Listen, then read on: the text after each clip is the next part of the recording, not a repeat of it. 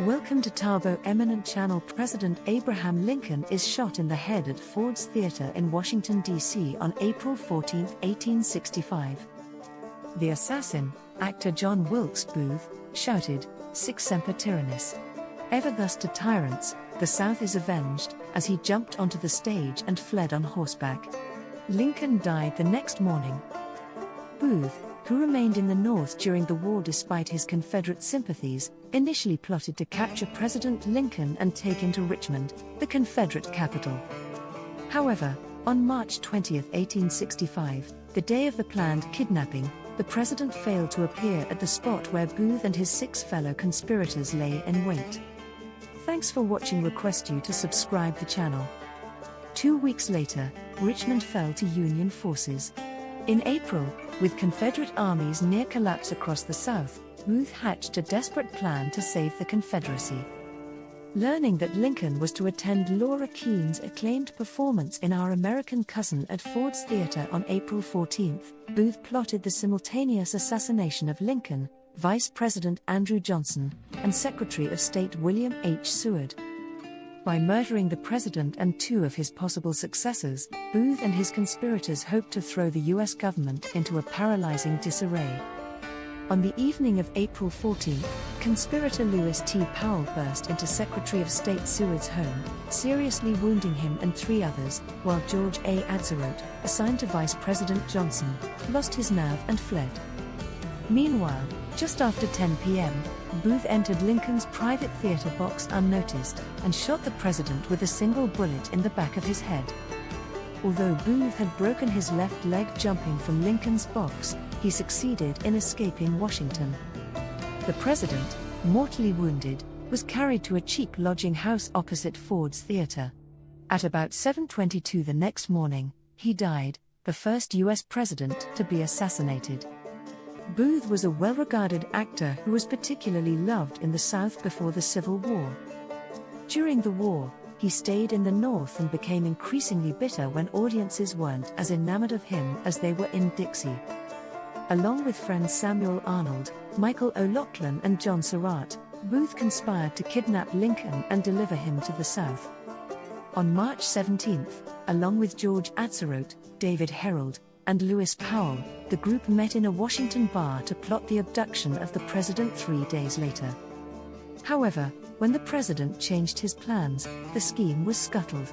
Shortly afterward, the South surrendered to the Union and the conspirators altered their plan. They decided to kill Lincoln, Vice President Andrew Johnson and Secretary of State William Seward on the same evening. When April 14 came around, Atzerodt backed out of his part to kill Johnson. Upset, Booth went to drink at a saloon near Ford's Theater. At about 10 p.m. he walked into the theater and up to the president's box. Lincoln's guard, John Parker, was not there because he had gotten bored with the play and left his post to get a beer. Booth easily slipped in and shot the president in the back of the head. The president's friend, Major Rathbone, attempted to grab Booth but was slashed by Booth's knife. Booth injured his leg badly when he jumped to the stage to escape, but he managed to hobble outside to his horse. Meanwhile, Lewis Powell forced his way into William Seward's house and stabbed the Secretary of State several times before fleeing.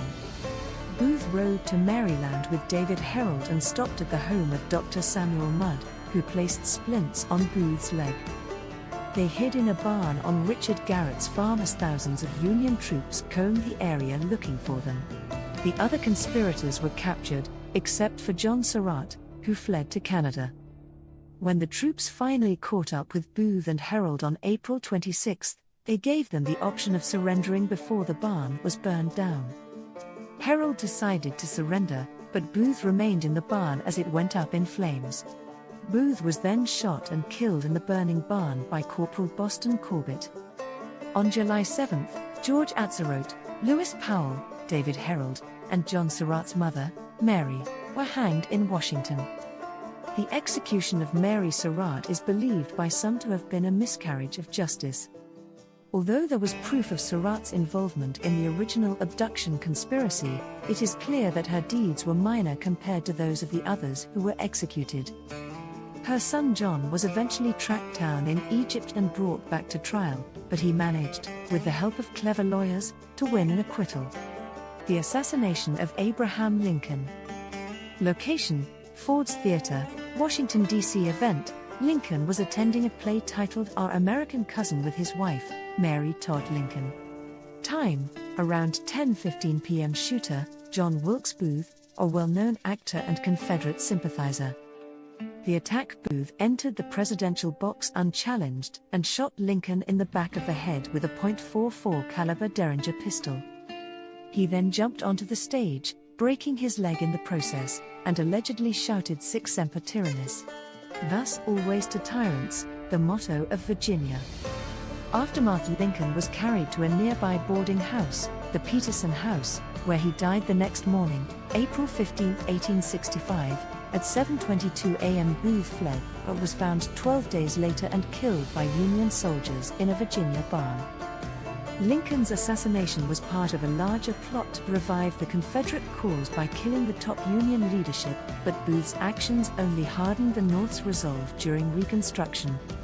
On the night of April 14, 1865, just days after the end of the American Civil War, President Abraham Lincoln attended a play called Our American Cousin at Ford's Theater in Washington, D.C., accompanied by his wife, Mary Todd Lincoln, and 2 guests. As the play progressed, John Wilkes Booth, a famous actor and fervent Confederate sympathizer, quietly entered the president's box. At around 10:15 p.m., during a particularly loud moment in the play that covered the sound of his gunshot, Booth pulled out a small Derringer pistol and shot Lincoln in the back of the head at close range. Chaos erupted in the theater as Booth leapt from the box to the stage, reportedly shouting "Sic semper tyrannis," Latin for "thus always to tyrants," before limping away, having broken his leg in the fall. Lincoln was immediately attended to by doctors and carried across the street to the Peterson House, where he lay unconscious for hours. Despite their efforts, he never regained consciousness and died the following morning, April 15. At 7:22 a.m. the nation was plunged into deep mourning as news of the assassination spread. Booth fled the scene and managed to evade capture for nearly 2 weeks, but was eventually tracked down by Union soldiers in a barn in Virginia. When he refused to surrender, he was shot and killed. The assassination was part of a larger conspiracy to destabilize the Union government by killing its top leaders, but Booth's plan ultimately failed and only fueled national grief and the determination to complete the work Lincoln had begun. The aftermath of Lincoln's assassination was profound. His funeral procession stretched across several states as millions mourned. The conspirators were soon rounded up, tried by a military tribunal, and most were sentenced to death or life in prison. 4, including Mary Surratt, the first woman executed by the U.S. government, were hanged. Lincoln's death marked a turning point in American history, not only because of the shock and sorrow it caused, but also because his absence changed the course of post-war Reconstruction, allowing harsher policies and racial tensions to take deeper root in the South for decades to come.